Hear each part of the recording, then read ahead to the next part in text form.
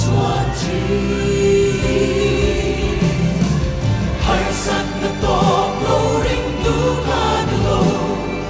mit tui fara chin chi a uni ko mai na kilin la pan au chi they say tu dang ka nei lo Kristallally swallowed too.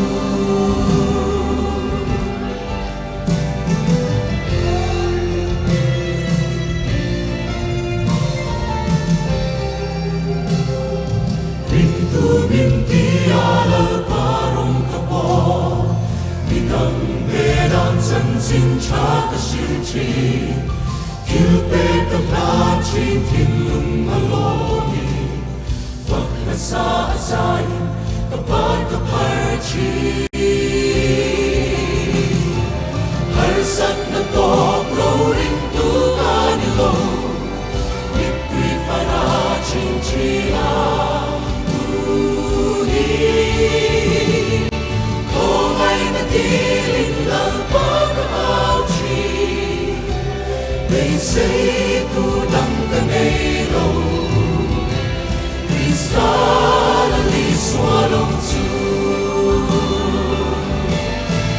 Dan fagafel along ang isala, heaven retaining atin lova, at yan kung ay nabangso aloni, kung ay tupat yan sa Panginoong Rose. Harsan na tok lowering to kanilo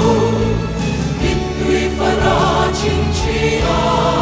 Uni Kung ay natiling lapag auchi They say tunang kanero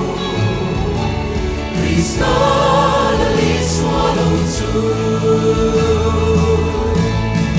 Kung ay natiling lapag auchi They say tudang kanelo